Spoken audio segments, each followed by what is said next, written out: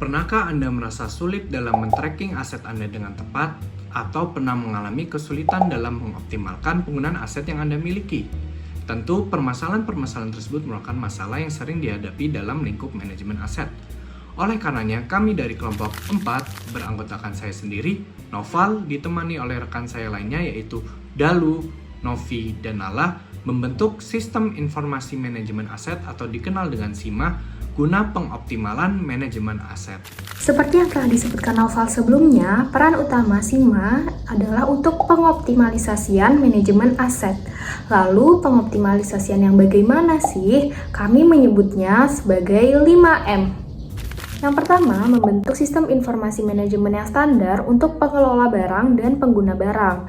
Yang kedua, membentuk database aset terpusat dengan memberikan otorisasi khusus kepada masing-masing user dengan kewenangan masing-masing. Ketiga, membentuk sistem monitoring secara online dan real time agar dapat diakses oleh seluruh pengelola barang dan pengguna barang.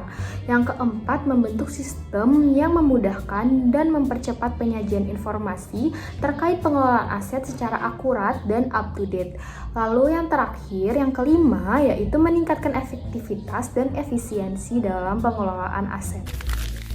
Setelah memahami peran sistem informasi manajemen aset, penting juga untuk mengenal siklus kerja serta para pihak yang terlibat di dalamnya. Secara sederhana, siklus kerja SIMA meliputi tahapan berikut. Pertama, pengumpulan data. Tahap ini melibatkan pengambilan dan akumulasi data yang relevan dari berbagai sumber untuk digunakan dalam sistem. Kedua, input data. Pada tahap ini, data yang telah dikumpulkan dimasukkan ke dalam sistem SIMA untuk diolah lebih lanjut. Ketiga, pengolahan data. Data yang dimasukkan kemudian diproses dan dianalisis untuk menghasilkan informasi yang berguna dan dapat digunakan. Keempat, output. Hasil dari pengolahan data berupa laporan atau informasi yang siap untuk digunakan dalam pengambilan keputusan. 5. Distribusi.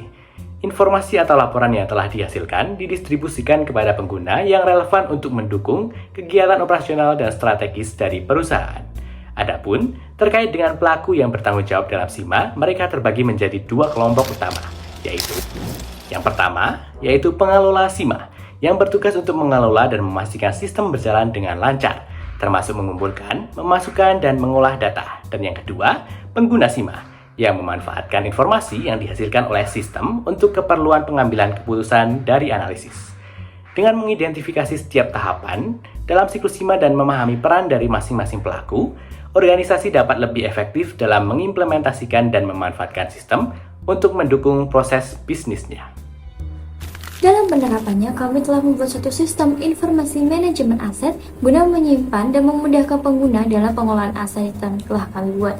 Di sini kami membaginya dalam dua tahap. Yang pertama yaitu tahap login yang berisikan username serta password. Hal ini bertujuan agar pengguna SIMA dapat digunakan oleh orang-orang yang tepat.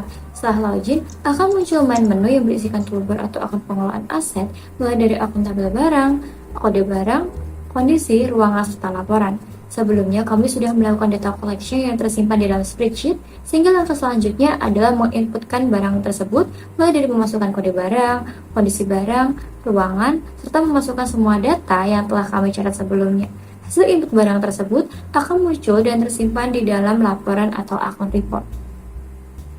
Dalam proses pembentukan sistem informasi manajemen aset ini, kelompok kami menemui beberapa kendala, antara lain yang pertama, terkait pembentukan kode untuk akun masuk ke login. Yang kedua, mengenai data yang tidak dapat terkoneksi atau terhubung ke fitur report.